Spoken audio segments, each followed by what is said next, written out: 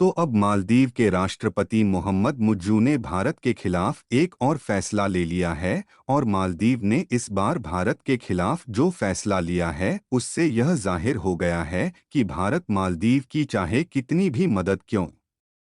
ना कर ले, मालदीव का विरोध भारत के खिलाफ कम नहीं होने वाला है, क्योंकि जहां पिछले कुछ दिनों में 77 भारतीय सैनिकों को निकालने की बात कही, वहीं अब मालदीव में जो भारत के 43 नागरिक हैं उनको भी मालदीव के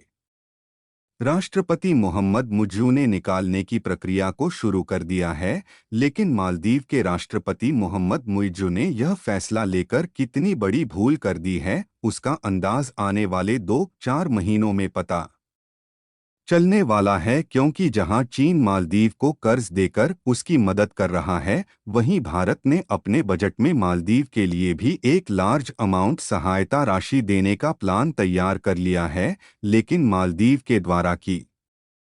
गई यह गलती अब इस पर भारी पड़ चुकी है और मालदीव का भारत के खिलाफ जहर उगलना कम नहीं हुआ तो मालदीव को दी जाने वाली सहायता राशि को बंद किया जा सकता है। यही नहीं, भारत ने यूएई यानी कि संयुक्त अरब अमीरात के साथ मिलकर कुछ ऐसे फैसले लिए हैं जिससे मालदीव की अर्थव्यवस्था को एक बहुत बड़ा झटका लगने वाला है। पूरी अपडेट क्या है इस वीडियो में समझते हैं, लेकिन वीडियो में आगे बढ़ने से पहले इतना सब होने के बावजूद मालदीव की अकल अभी भी ठिकाने नहीं लगी है, उसके लिए वीडियो को लाइक करके चैनल को सब्सक्राइब जरूर कीजिएगा। देखिए, इस बात में कोई दोरा नहीं है कि मालदीव के राष्ट्रपति मोहम्मद मुइज्जू भारत विरोधी है और भारत की तरफ से मालदीव की चाहे कितनी भी मदद क्यों ना कर दी जाए, मोहम्मद मुइज्जू भारत के खिलाफ अपने फैसले को लेना बंद नहीं करने वाले। और हाल ही में मालदीव की तरफ से 43 भारतीय नागरिकों को निकालने की प्रक्रिया शुरू कर दी गई है और मालदीव के राष्ट्रपति का कहना है कि यह 43 भारतीय मालदीव में अवैध कारोबार कर रहे थे। भले ही मालदीव की तरफ से 43 भारतीयों को निकालने का फैसला ले लिया गया, लेकिन मालदीव के पास भारत को डोट दिखाने के लिए कोई ठोस सबूत मौजूद नहीं है। वैसे देखा जाए तो यह चीन और मालदीव की भारत के खिलाफ दूसरा सबसे बड़ा कदम है और अभी तक तो भारत की तरफ से मालदीव के ऊपर एक्शन लेने की प्रक्रिया शुरू नहीं हुई थी। लेकिन अब मालदीव के इतना सब कुछ करने के बाद भारत भी शांत नहीं रहने वाला और मालदीव ने जो गलती की है उसकी इस गलती की वजह से मालदीव की अर्थव्यवस्था की धज्जियां उड़ने वाली है, क्योंकि देखा जाए तो इस समय भारत के प्रधानमंत्री नरेंद्र मोदी यूएई के दौरे पर गए हुए हैं और यूएई में भारत से अपनी द्विपक्षीय व्यापार को बढ़ाने की बात की है और इस समझौते में यूएई ने भारत से एक्सपोर्ट होने वाले प्रोडक्ट को और ज्यादा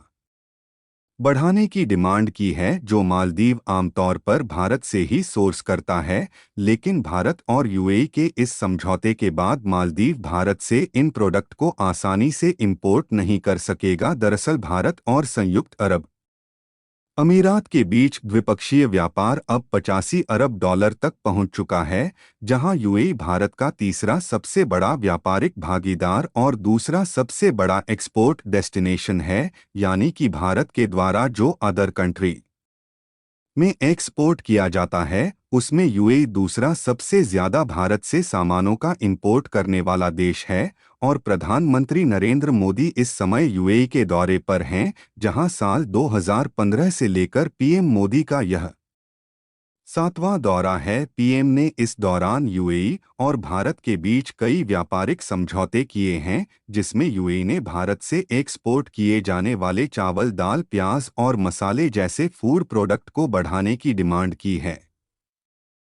जिससे भारत और यूएई के बीच इसी व्यापारिक समझौते से मालदीव के राष्ट्रपति को घबराहट होने लगी है और मालदीव को यह लग रहा है कि कहीं चीन और तुर्की से हाथ मिलाना भारी तो नहीं पड़ गया है, क्योंकि जैसे ही मालदीव के राष्ट्रपति ने चीन से मिलकर भारत के 43 नागरिकों पर अवैध कारोबार करने का इल्जाम लगाकर बाहर निकालने की प्रक्रिया शुरू की, उसी दिन भारत के प्रधानमंत्री यूएई पहुंचते हैं और इन दोनों देशों के बीच बायलट ट्रेड को बढ़ाने की बात की गई। साथ ही भारत और संयुक्त अरब अमीरात ने 2 दिनों पहले एक इमोए एग्रीमेंट पर साइन किया है, जो भारत और यूएई के बीच ट्रेड कनेक्टिविटी को और मजबूत कर देगी। वैसे इस समय तो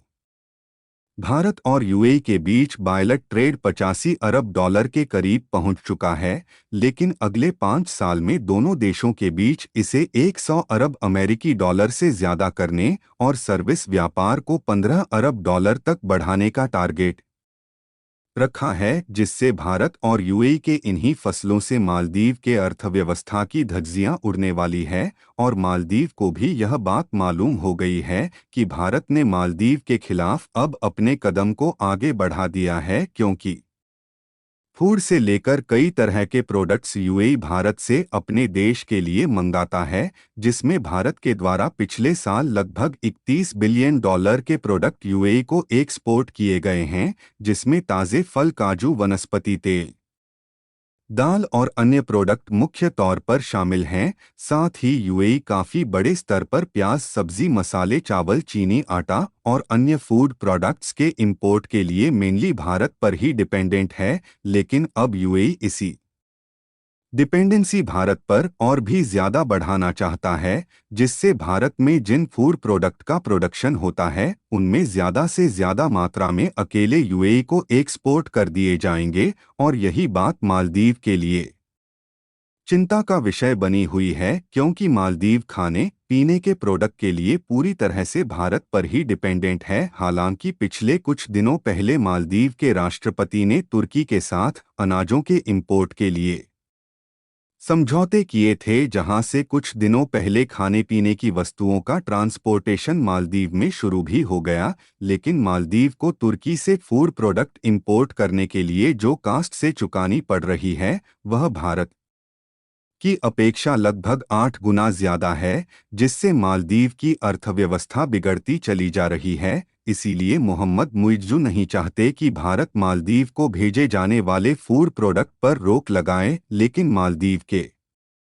राष्ट्रपति का चीन की गोद में बैठकर गलती करना अब उसकी अर्थव्यवस्था को बिगाड़ना शुरू कर चुकी है। और देखा जाए तो भारत के द्वारा मालदीव को टोटल फूड प्रोडक्ट का एक छोटा सा हिस्सा ही एक्सपोर्ट किया जाता है,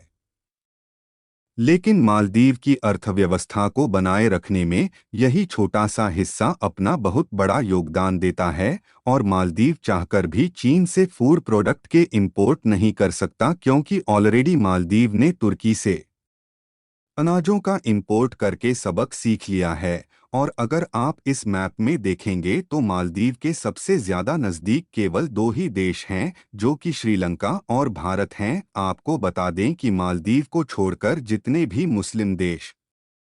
हैं वह भारत के काफी अच्छे दोस्त रहे हैं, जिन्होंने जरूरत पड़ने पर भारत की बढ़ चढ़ करके मदद की है, जिसमें यूएई, सऊदी अरब और यहां तक कि कतर भी भारत का साथ देने के लिए तैयार है। और इसका अंदाजा आप इसी बात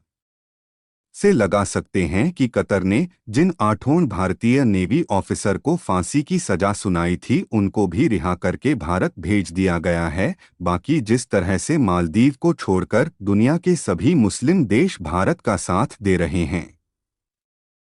उससे आप मालदीव के लिए क्या कहना चाहेंगे? अपनी राय कमेंट में ज़रूर बताएं और इस वीडियो को एक लाइक ज़रूर कीजिए। साथ ही अपने मित्रों तक शेयर करें ताकि उन्हें भी जानकारी मिल सके। इसी तरह और भी नॉलेजेबल वीडियो